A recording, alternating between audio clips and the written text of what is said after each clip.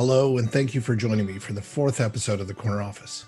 Today's special guest is Larry Birnbaum, Vice President, Global Hospitality, Ruckus Networks for CommScope. And today you might actually recognize our background because we're in sunny Minneapolis here at Brit's Pub. It's where our next guest held their high-tech party back in 2019.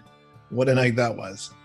Anyway, I hope everyone will sit back, relax, enjoy the show. Thank you very much for watching. Larry, thank you very much for joining me here on the fourth episode of The Corner Office. It's funny we're gotten to four already, but thank you for joining me today. It's great to have you here in sunny Minneapolis.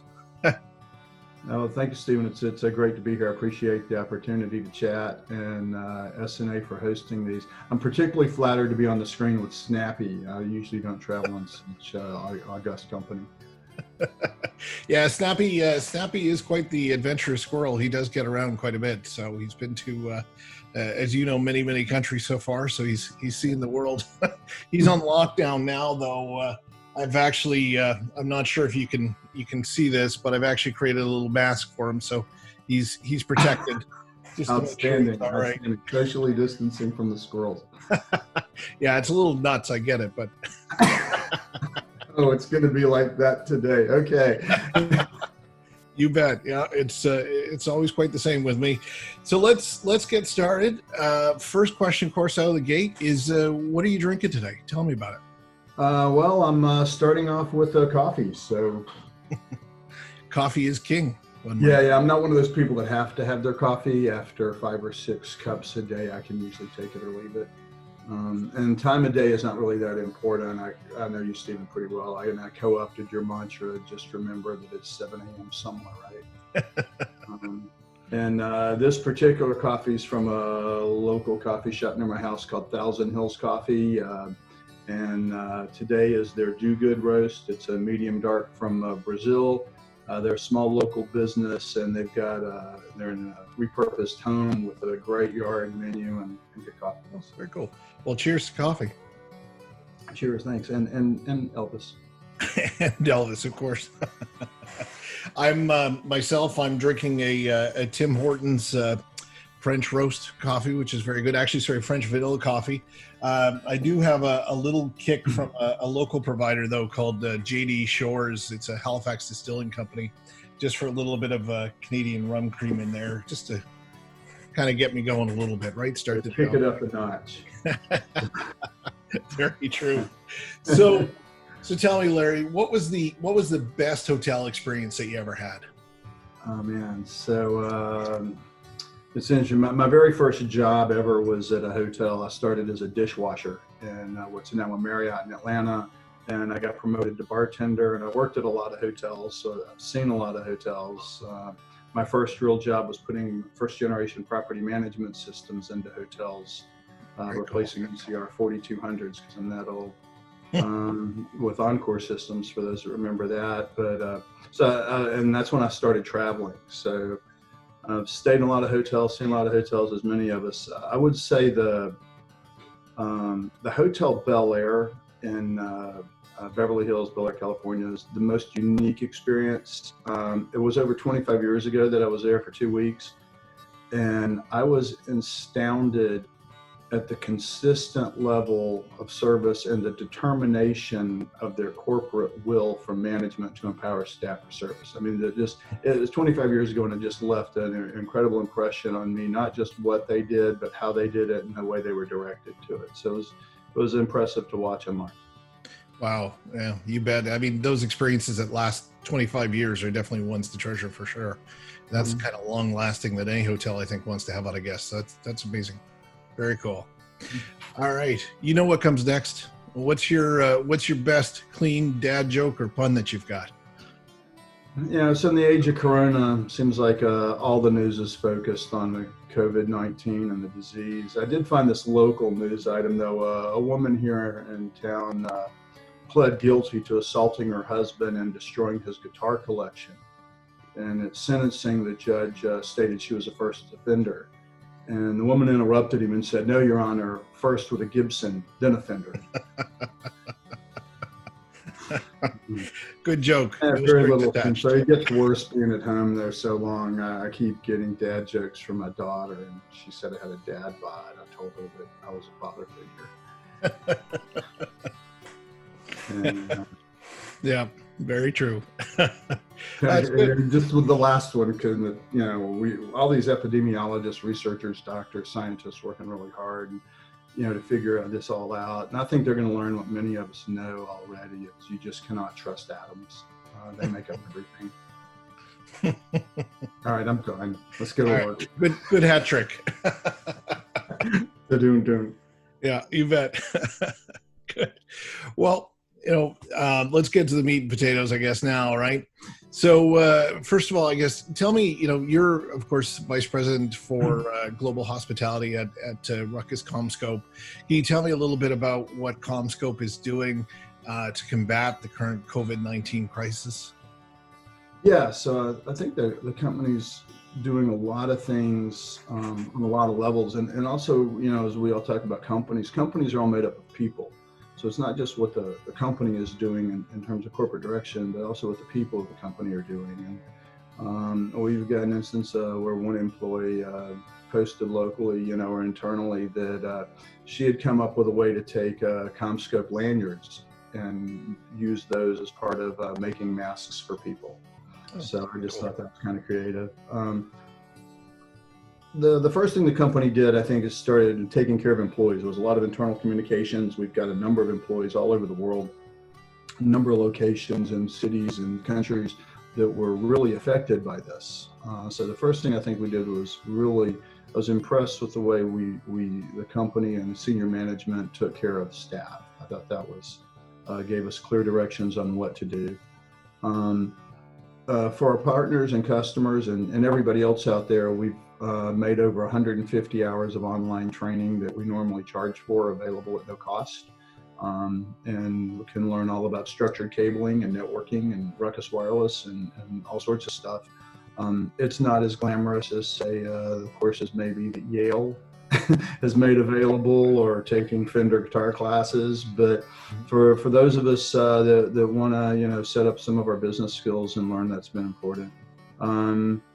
We participate strongly with a nonprofit organization called ITDRC. It's IT Disaster Recovery.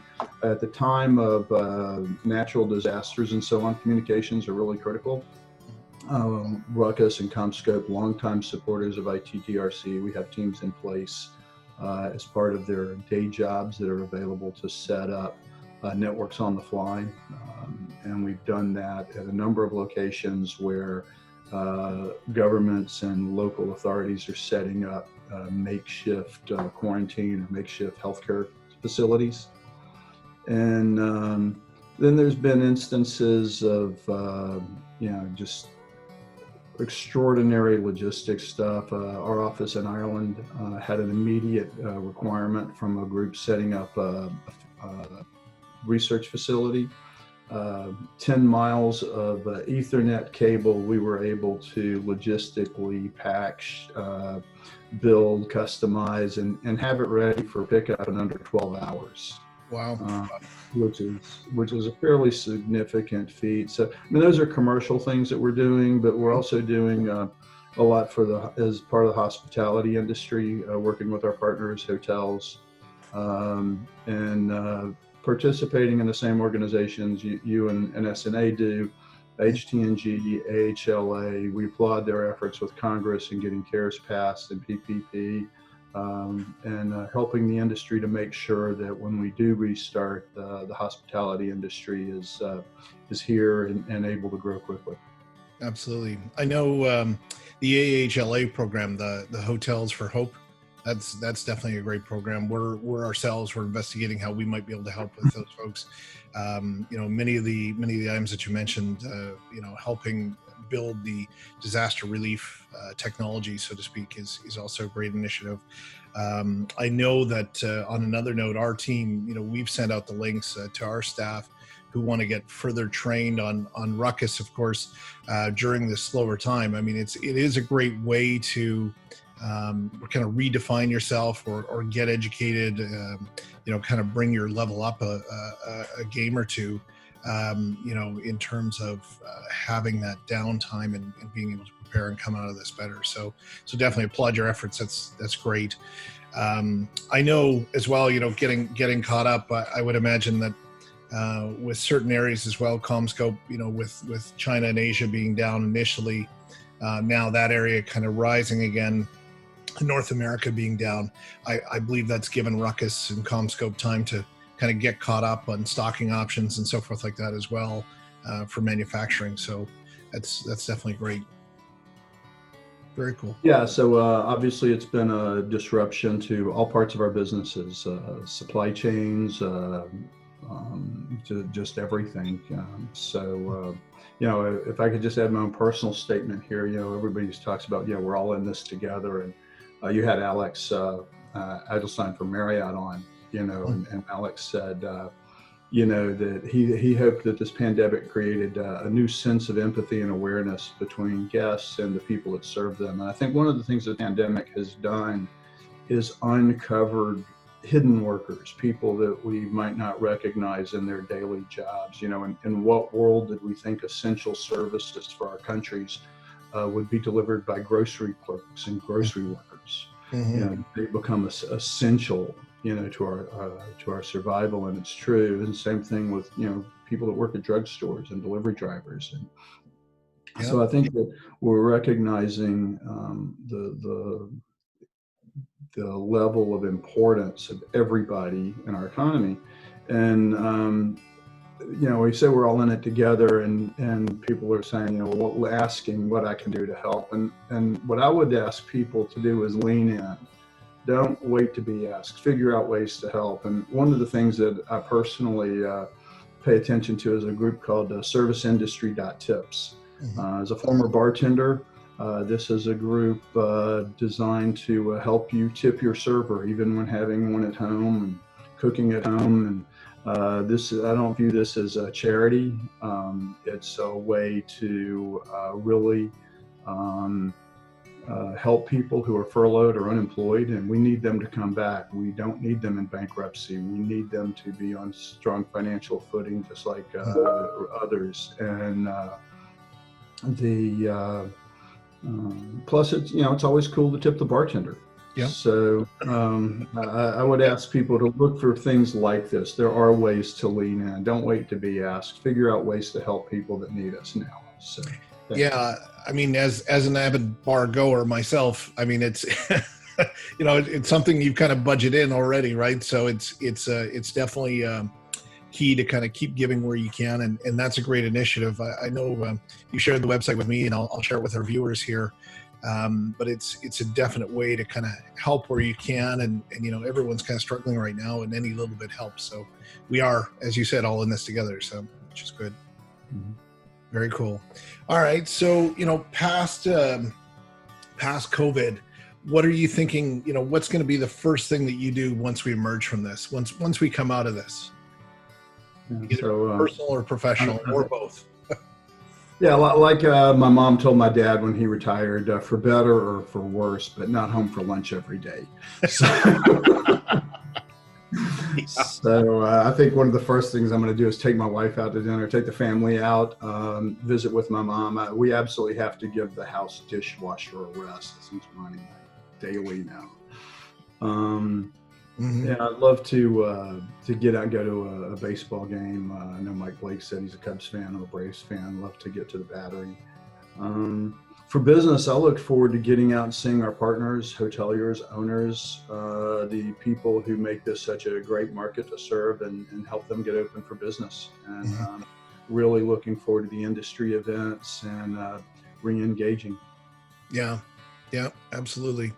I think I'm right there with you. I miss the camaraderie of the crew, of our kind of collective industry colleagues that we have, that we go to all these events and we see each other all the time and spend so much time together. It is really a piece that's missing in my life right now.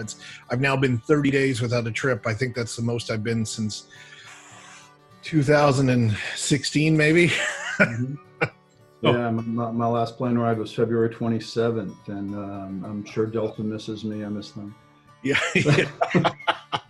to give my stewardess a great big hug the next time I see her, or him. You bet. All right. So after this, after we reemerge and after we get back to life as normal, where do you see the industry kind of going? At CommScope, of course, you have a unique perspective. Really, where do you see it kind of emerging or going within the next year, 2 years, 3 years after this? Yeah. So I think the industry is going to reformulate differently after this downturn. The pandemic, I think, has more of a feeling kind of like post 9/11, which was not an industry recession. I mean, it wasn't then say 2008, 2009 when there was a big slowdown then. I look at the way airlines have restarted and reformed after they've had furloughs and reductions. When they come back, they bring pilots back or reinstate flights gradually, and they try out new planes with new configurations, assign new routes are added, time slots are added, some are deleted. The revenue management teams assess during the downtime and how to reformat this and what they think can be more profitable, meet demand, experiment with new cities and times. And I think we're going to see that with hotels. I think that owners and operators are going to determine market by market what comes back. I think we're going to see them experiment with different kinds of rates and packages and services to see what resonates. I think there's going to be an opportunity for hoteliers to be more creative. One of the things that I thought was interesting about this is it was really bottom-up driven. Hotels saw what was happening, reported up to corporate, and I think the recovery is going to follow that reverse path. I think that the field is going to know when it's time to reopen, and field operations is going to become more and more important. So I think our job is to be more in touch with field operations and lean in and help them reform and help them come back to life. And then, now don't get me wrong, I'm not saying brands aren't important. Brands are hugely important, always will be. But I think that the first signs of life are going to be out in the field and not with the brands in terms of reforming. On the long term, I still remain very, very bullish on this. There's a tremendous amount of new technology coming out. It's still coming. Consumer devices are going to change. Hotels are going to need to have the infrastructure to support these new devices, and machine-to-machine devices, IoT, are going to become more and more important. Labor saving and cost saving, driving efficiencies. So I think hotel companies are still going to need to invest in these things, and the ones that have the long-term view will do that. I think our job is to help them. We're all going to be branching out to learning about these new technologies and be able to provide them. And I'm excited about it. These things will show up in things like private LTE, as I mentioned, the machine-to-machine or IoT, other in-building wireless services for 5G. And I just think that overall, we're going to see more regionalized meetings and conferences until we see the full-on vaccine. And then with that, I think this episode, will be behind us. But I'm excited. I remain excited about the future. I remain excited about the technology and the services we provide. Mm-hmm. And I fully expect the demand to be there for them. It's not going to go away because of this. Thanks. Yeah, no, I agree with you. I mean, some of the things that I've been seeing as well, you talked about the 5G and that side of things is some of the new initiatives like Apple and Google, for example, coming up with the tracing. If you're in contact with somebody that later on determines that they have a COVID-19 or whatever it may be at the time in the future, that you may actually get a notifier on your device because those two devices have linked and have said, I was with this person at this time. So, that kind of tracing technology, I think is going to be key. I think something else that we're all going to see a bit of a shift on is going to be in the assisted living space. I know, for example, up here in Canada, we're getting hit hard in that area. I think almost half of the deaths are attributed to, assisted living centers. And I think that there's going to be more, some of the services like Ruckus offers through your partners, more of the, live tracking of patients, of devices, of, trying to get information fed back through the network on those sides so that people can kind of gain access to what's going on with their family and friends during these crises. So I think that's definitely something that's coming as well. So. Yeah, I agree. And I think that, SNA has been in the forefront, of looking at these types of services and enabling these customers of yours. Mm-hmm. And like I said, that demand's only growing. Yeah, absolutely. Well, great. Well, this has been excellent, Larry. Thank you very much for your time. As I mentioned before, we're all kind of busy running around. We've got a lot of things to do. We're running in place, I guess. Can't go inside, but we're busy keeping busy as we go. So I definitely appreciate you taking your time out of your schedule here this week to be with me and be on the corner office. Well, thanks. I appreciate it. Yeah, there's a lot of hurry up and wait right now, but I want to thank you, Sean, the SNA team, for your partnership, and I look forward to seeing you and the Spasmatics and the rest of our ecosystem soon. Yeah, you bet. I can't wait till San Antonio in October for High Tech. I mean, we've got the band already loaded. We've got the venue loaded. Right now, we just need the people and the all clear. So all right. We're good to go. So cheers, Larry. Thank you very much for your time. Thank you. I appreciate it. Thank you very much for joining us for our 4th episode of the Corner Office. A great big thanks to our special guest, Larry Birnbaum, Vice President, Global Hospitality, Ruckus Networks, CommScope. Additionally, for more information on Ruckus, please visit www.commscope.com/Eris-Ruckus/. For more information on Safety NetAccess, our services, and our products, please visit www.safetynetaccess.com. Thank you very much for watching. Until next time, be safe, be well. Cheers, everybody.